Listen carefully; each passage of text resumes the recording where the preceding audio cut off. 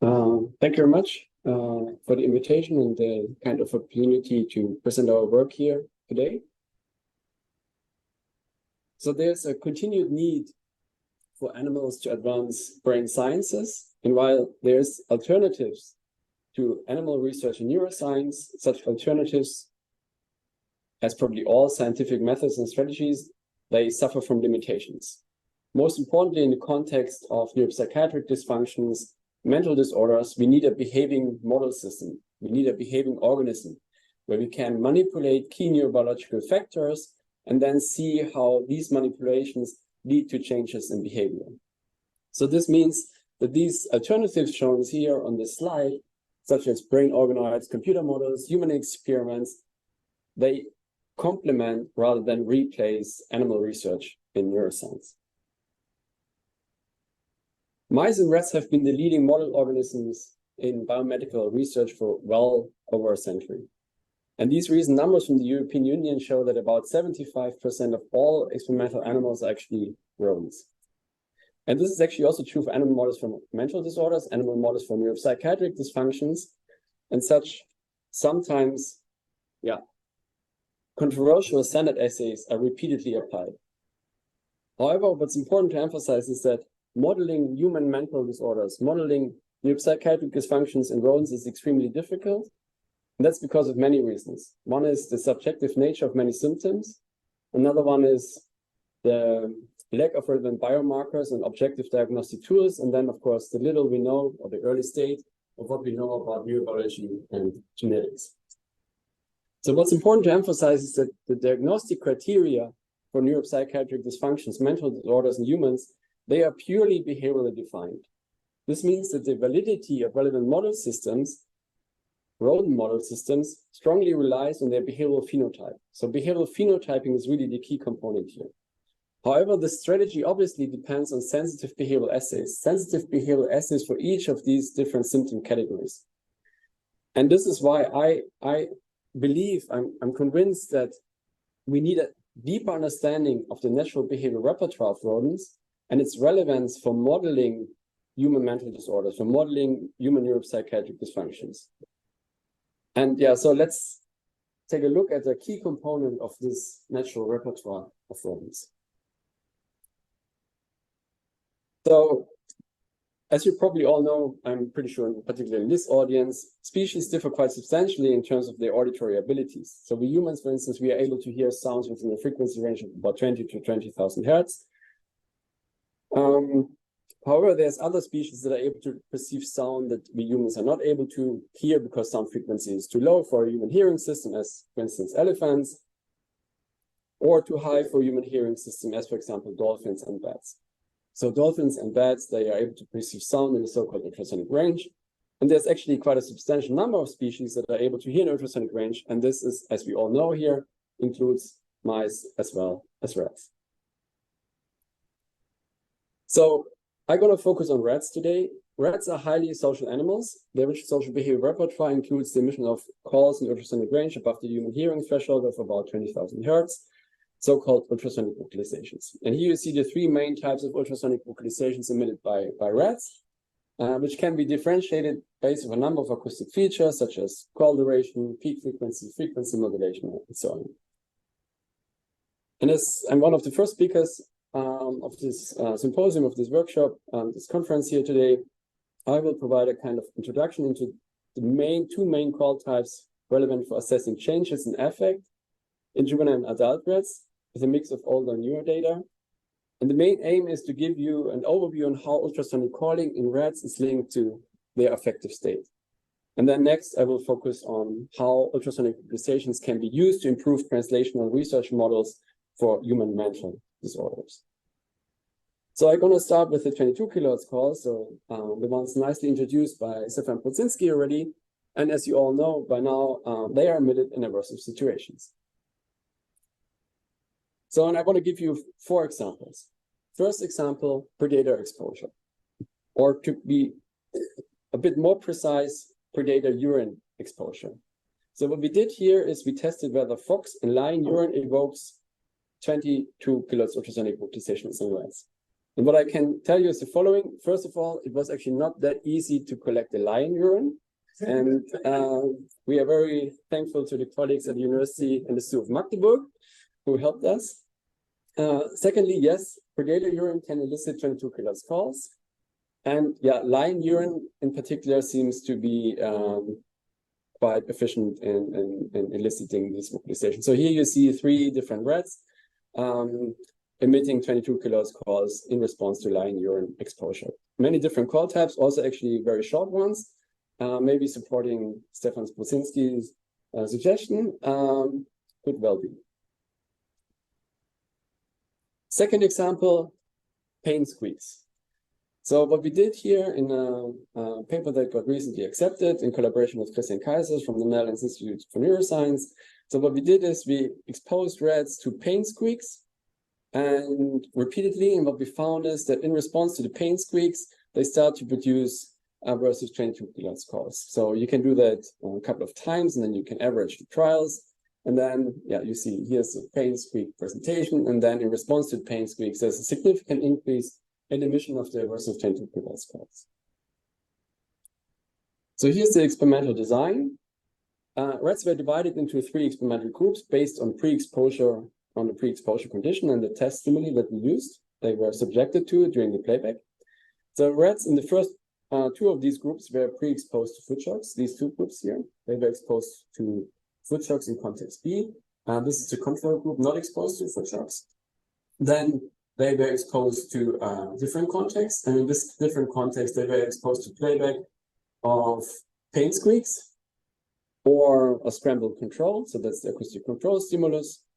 And then, of course, there's also the third group, the animals that were not exposed to foot shocks before, but were exposed to pain squeaks.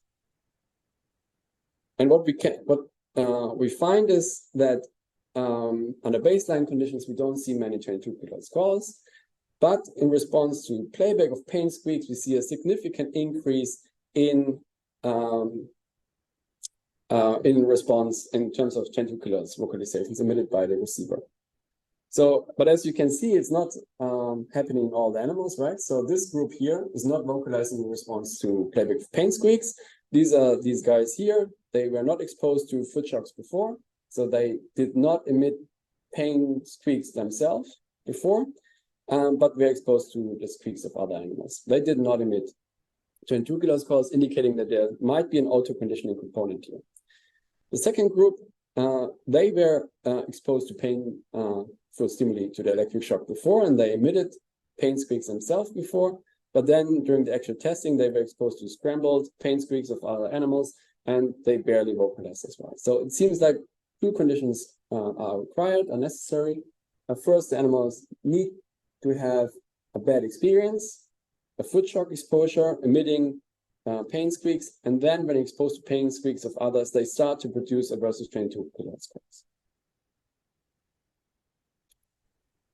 So it's widely believed that such 22 kHz calls reflect a negative affective state, anxiety, fear, and we, as many others, have actually provided evidence in support of that idea by means of a fear conditioning paradigm. So during fear conditioning, the rats learn to associate tone presentations with foot shock application, and freezing behavior, the most commonly measured fear in rodents, is highly positively correlated with the emission of these aversive 22 kHz calls, as you can see here. And by the way, in our fear conditioning paradigm standard conditions, we test animals individually, so there's no other animal around, so no audience, but they still vocalize quite a lot. And it's positively correlated with the freezing behavior. So as you can see here, during conditioning, where they actually are exposed to tone shock pairings, but actually also during testing, where they are just exposed to the tone, they learn to associate with foot shock application the previous day. So here on that day, there's no painful stimulus, but they still produce the aversive calls, indicating that this is really an emotional response and it's not a pain response.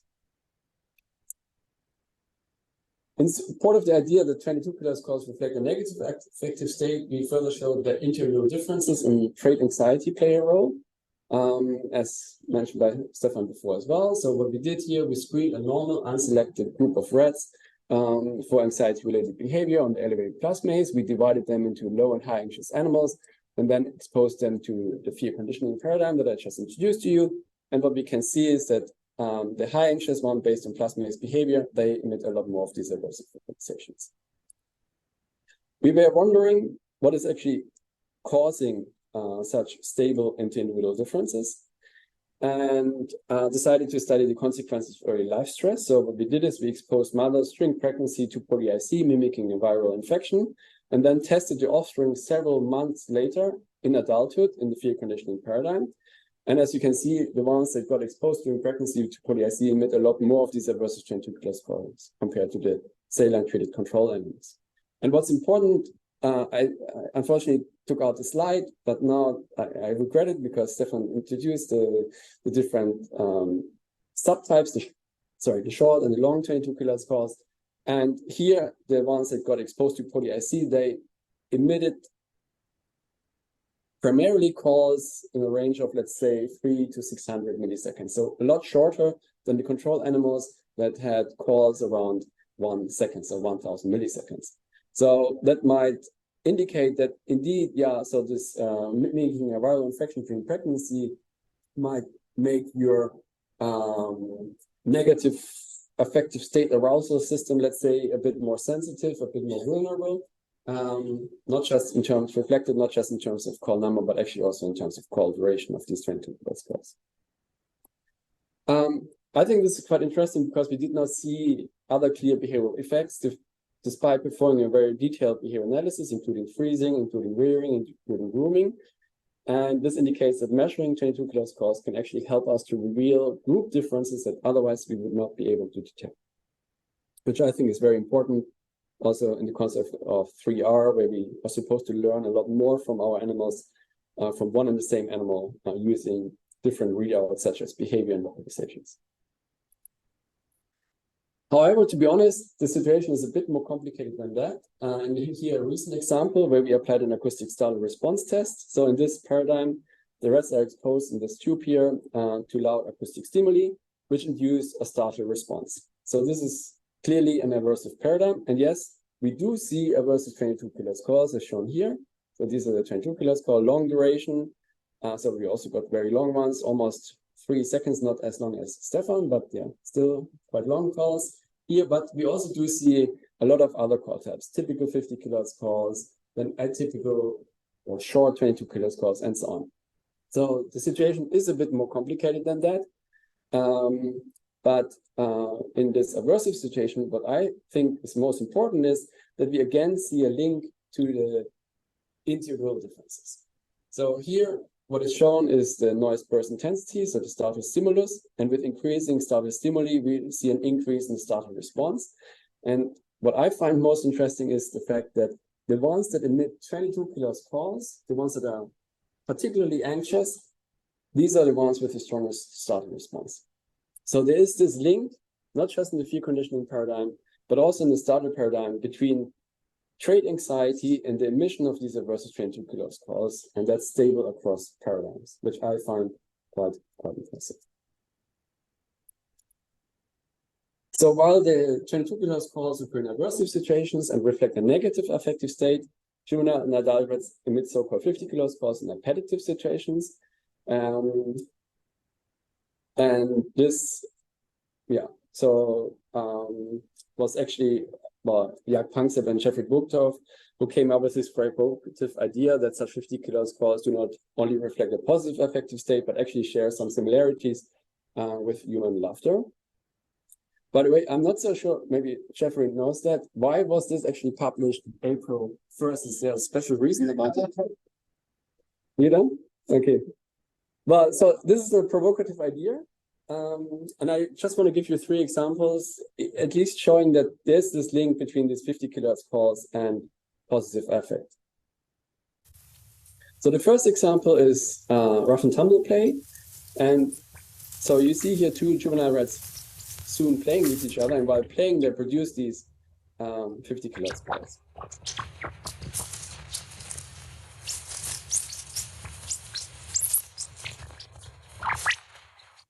Yeah, so of course they are downsampled, but I guess I don't have to emphasize that in this context here. And again, what I found quite intriguing is that trait anxiety plays a role.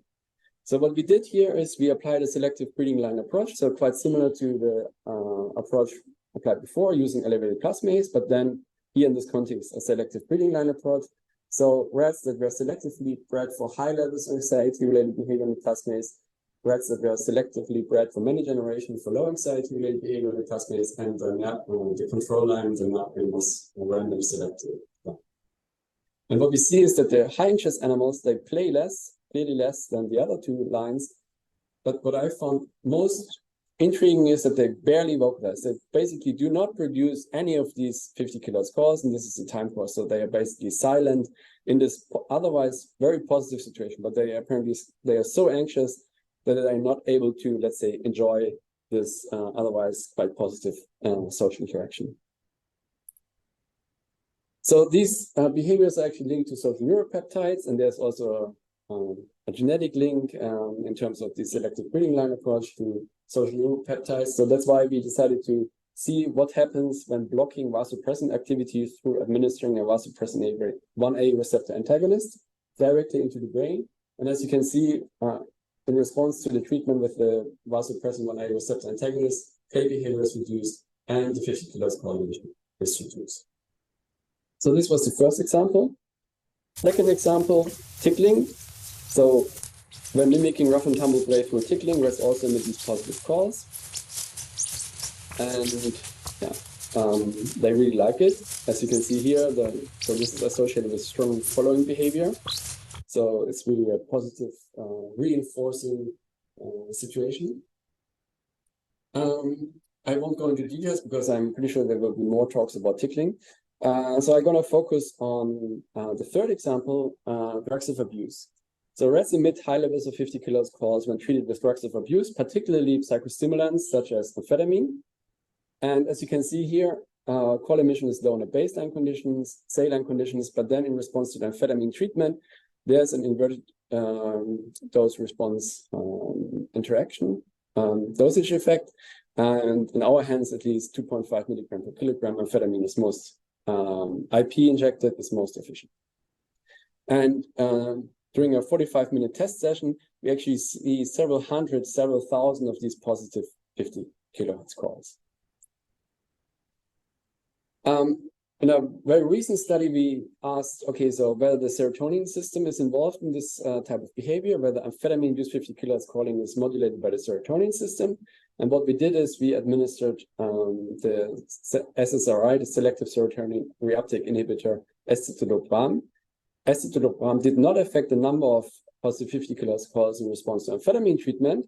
But what I found quite interesting is that changes that we typically see in response to amphetamine treatment, such as an increase in peak frequency and increase in frequency modulation, because the number of trills and strongly frequency modulated calls goes up in response to amphetamine. These changes in acoustic features, they are blocked by escitalopram treatment. So serotonin, when targeting the serotonin reuptake mechanism, modulates call emission in response to amphetamine.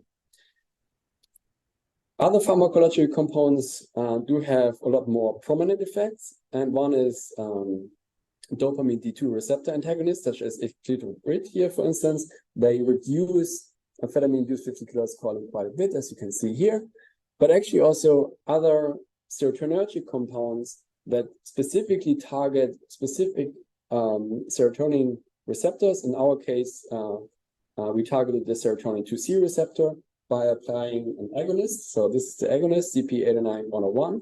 And by administering this serotonin 2C agonist, we were able to completely block amphetamine-induced 50 kHz calling. The opposite was seen in response to the antagonist here, which was potentiating amphetamine-induced 50 kHz calling. And when administering both components, these effects cancel each other out. So I think this has important implications for rodent models for bipolar disorder. And in this review, I summarized evidence in support of that idea. The idea that mania elevated mood can be measured through amphetamine-induced 50 kHz calls in rats. So bipolar disorder is a severe mental disorder that is characterized by the recurrent occurrence of biphasic phases, episodes of depression and mania. And in rodent model systems, mania-like phenotypes are typically induced by exposing animals to amphetamine. So amphetamine-induced hyperactivity is often used as the only measure for mania-like elevated drive. So as we can see here on the left, amphetamine leads to a massive increase in distance travel, so it leads to hyperlocomotion, and hyperlocomotion can be blocked by administering lithium in addition to amphetamine. And lithium, as you probably know, is the gold standard for treating bipolar disorder in humans. So this is a very nice effect. However, mania is characterized by at least two core features, and that's elevated drive and elevated mood. And I suggest that we can actually measure both at the same time by just adding the microphone on top of our cages, the test environments, and measuring 50 kilohertz calls. So amphetamine leads to a massive increase in 50 kilohertz calling, and this massive increase in 50 kilohertz calling, again, can be blocked, brought back to baseline in response to lithium treatment. So this means that we can actually measure both core features of mania, elevated drive, elevated mood, by measuring 50 kilohertz calls in addition to locomotor activity. So here, visualization of the suggested positive relationship between the emission of 50 kilohertz calls and the intensity of positive affect. While 50 kilohertz calls are typically absent under conditions with low emotional arousal, substantial rates of 50 kilohertz calls can be observed under conditions with high emotional arousal. This includes rough and tumble play, as we saw, and depending on the nature of the social interaction and trait anxiety levels and other factors, high rates of 50 kilohertz calls can occur, reflecting a high positive affective state. Amphetamine treatment leads to an excessive emission rate of these positive 50 kilohertz calls, and in my view, this is indicative of a mania-like elevated mood, because this increase can be blocked by lithium treatment, reflecting the dampening of the mania-like elevated mood in line with the mood stabilizing properties of lithium.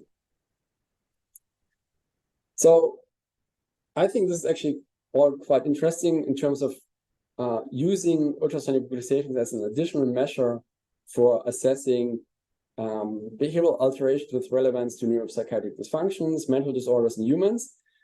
And I really do hope that this helps to improve translational models. So, but why do rats actually emit these ultrasonic vocalizations? And Stefan already gave an answer to that, and I want to follow up on that, not in the context of the 22 kilohertz course, but in the context of the 50 kilohertz course. So here you see the setup that we use to study the communicative function of ultrasonic vocalizations. It's an elevated 8-arm maze equipped with ultrasonic speakers. And the rat is basically, the receiver is allowed to freely explore this environment. And then we present different types of ultrasonic stimuli. The easiest or the most straightforward comparison is what happens in response to natural 50 kilohertz calls, what happens in response to the versus 22 kilohertz calls. And yeah, this was our first study where we actually used this paradigm, and we were struck by the significant behavioral changes. So in response to the 50 kilohertz calls, as you see here, this the gray box is the minute where we presented, where we played back positive 50 kilohertz calls, and there was a massive increase in locomotor activity, and this was not seen in response, for instance, to 22 kilohertz calls. The 22 kilohertz calls led to behavioral inhibition, induced a negative affective state, presumably behavioral inhibition, and they kept immobile for quite a while after we stopped the playback presentation. But in response to the positive 50 kilohertz calls, a massive increase in locomotor activity. And this is our standard video. We show the speakers here. When we turn on the 50 kilohertz calls, we see an immediate orientation response, and the rat is running first. And even though I always show the same video, it is working in, I would say, 99%. In the lab, we do this program with students, and one student gets one animal, and it always works. So it's a very robust behavioral response. So the way we quantify the behavioral changes, in particular social approach behavior, is through measuring the time the rat spends in proximity to the active ultrasonic speaker. So it's very simple. We just divide the speaker into, not the speaker, the maze into 3 compartments: proximal, neutral, distal. The time they spend here is measured, the time they spend here is measured. And then, as you can see here, during a 1-minute presentation, at least in juvenile animals, they spend about 40 seconds in front of the speaker. So a very strong, robust social approach response. And because social approach behavior in response to playback of positive post-social 50 kilohertz calls leads to an increase in neuronal activity in the nucleus accumbens, we have shown by CFOS I think already 2008. We then decided to study dopamine release in nucleus accumbens because, yeah, of course, rework, nucleus accumbens all fits together, and used fast cell voltammetry and measured dopamine release, phasic dopamine release in response to these acoustic stimuli here, including 50 kHz calls. And what we found is that there's a fast increase within 2-3 seconds increase in dopamine release in response to the positive calls, playback of positive social approach, eliciting 50 kHz calls, but not in response to the 22 kHz alarm calls. And that's actually a specific response that we only see in response to positive calls. When doing the statistics, it's highly significant. And what I like in particular is that the animals, so it's fully moving animals.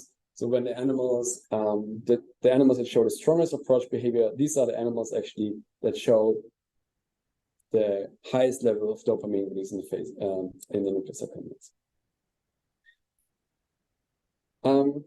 In a recent series of studies, we made use of these ultrasound playback effects and established a new paradigm to study emotional contagion in rats.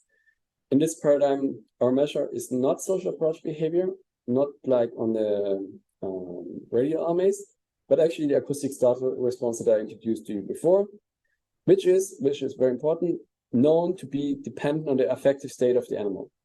So what is well known is that when the animal is anxious, the startle response increases. So this is known as fear potentiated startle. Whereas when the animal feels well, which might be a bit difficult in this tube, but kind of well, let's say, for instance, they get exposed to a tone or a light that was associated with a reward before, a very delicious type of food, and then the startle response is reduced. So basically what we wanted to do is an unconditioned version of that.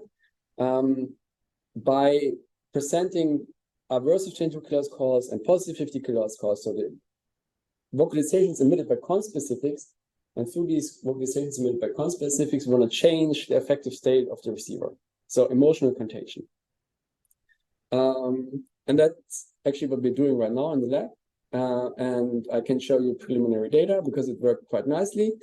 So we first focus on the effects of the 50 kHz calls. So we presented 50 kHz calls, and as you can see, as expected, startle response is reduced across different startle intensities. So presumably what happens is that these positive 50 kHz calls emitted by an animal that is supposedly in a positive affective state elicits a positive affective state in the receiver, and this then leads to a reduction in the startle response.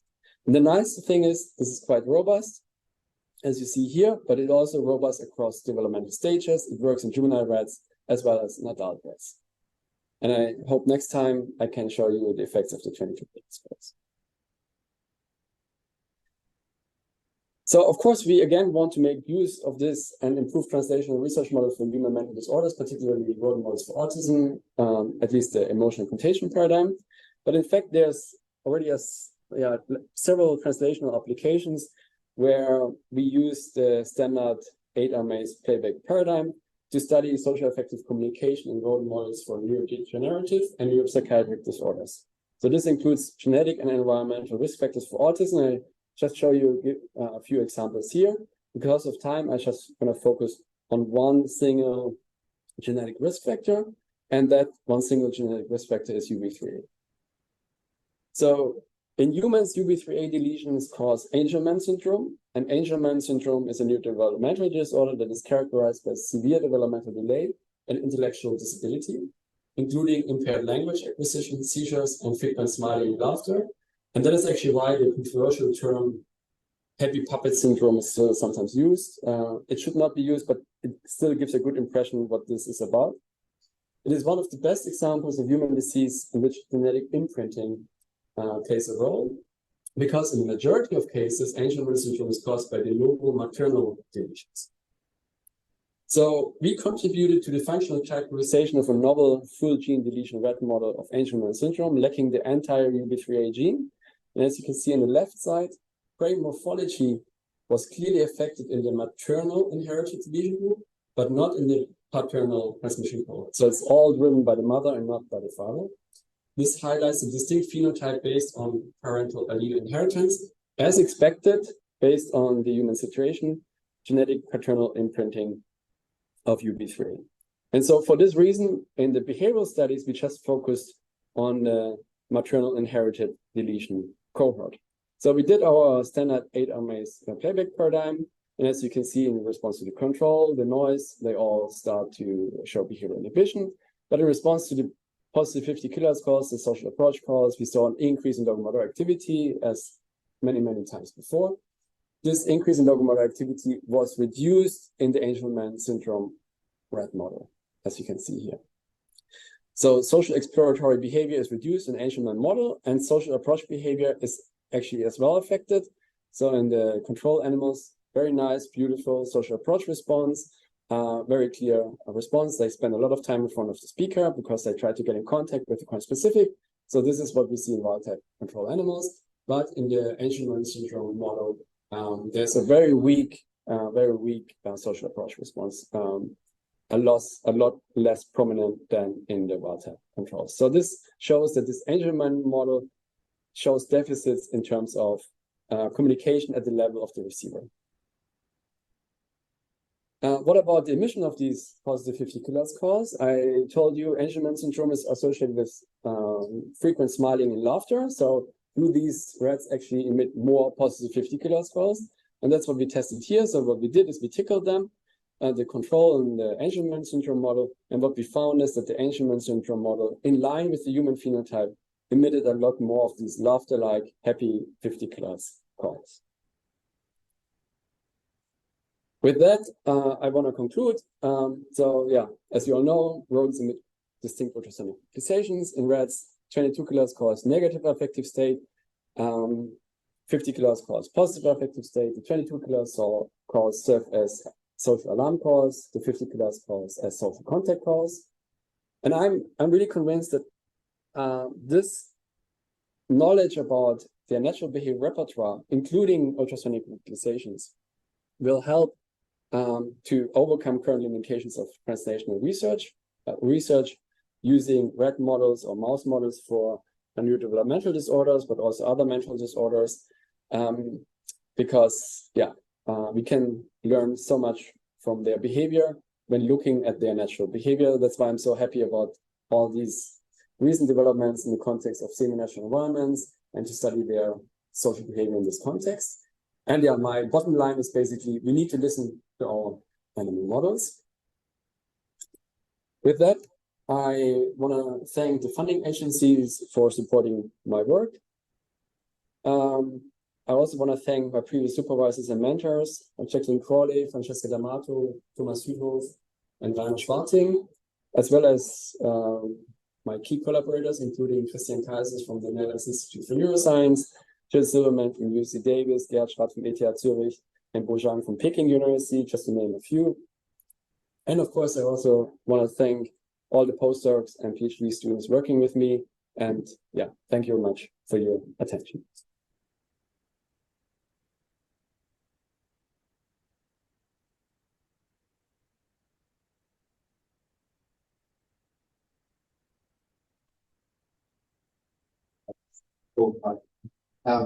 I think you've given us several books in one, but congratulations for going through it. I just think that is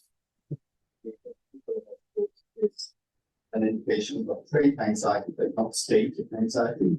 I'm sorry, I missed the first part of your question. Are you saying that a tendency to make 22 kilohertz scores is an indication of trait, but not state anxiety?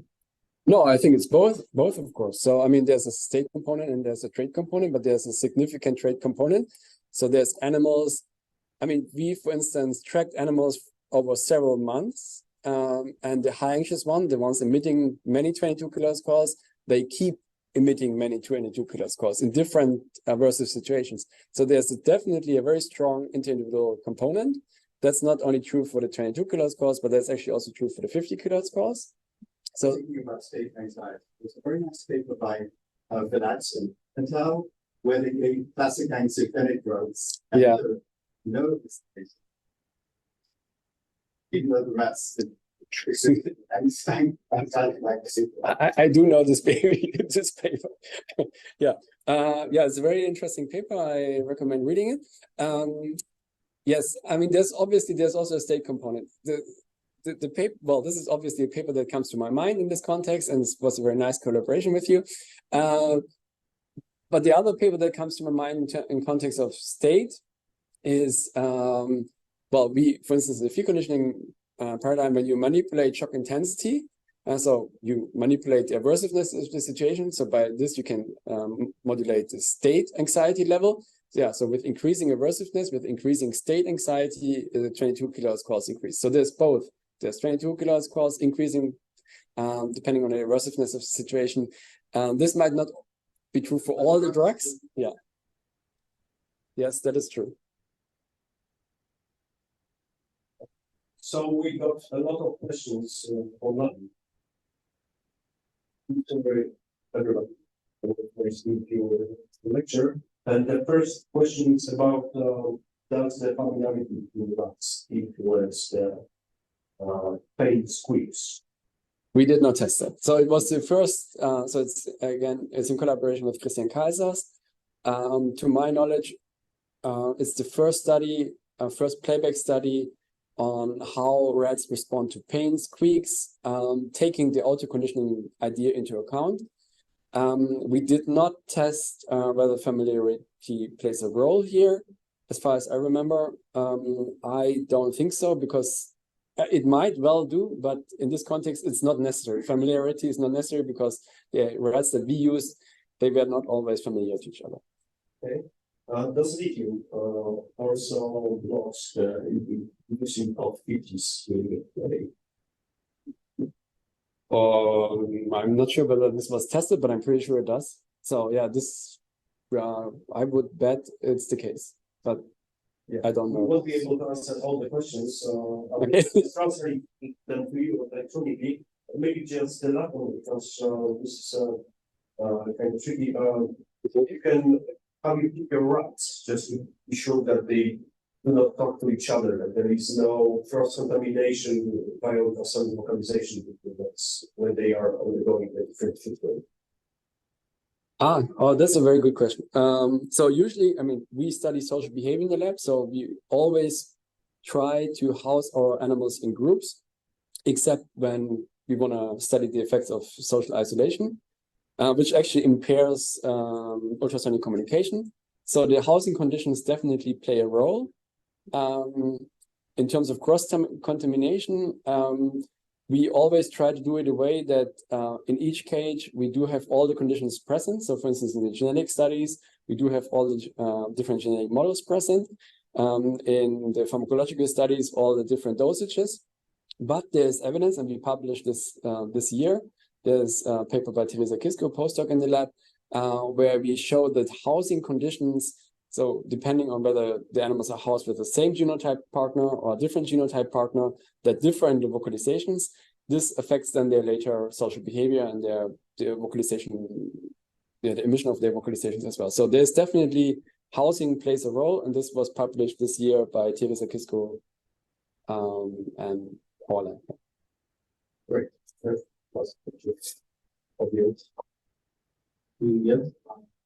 Thank you for the presentation. My name is Mark from Italy. Just a quick question about the age of the rats actually you can experiment with. That question is if a young rat can emit the same frequency as an older one, or there will be a difference in terms of heat or intensity. Yeah, so we don't see prominent differences in terms of 50 kilohertz calls. We do see prominent differences in terms of frequency of the 22 kilohertz calls. In our hands, the 22 kilohertz calls are very high when they are juveniles, still in the juvenile stage. They can go up, so they in juvenile animals around 3 to 6 weeks of age. We sometimes do see 22 kilohertz calls that are in the range between 30 and 40 kilohertz. And then with age, these decrease. And we never published this, but I do remember there's publications on that. And then when they are 2, 3, 4, 5, 6 months old, then they reach the typical frequency band between 20 and 26 kilohertz for the 22. So for the 22, definitely, in terms of peak frequency, for the 50s, we don't see prominent changes. Yeah, thank you very much.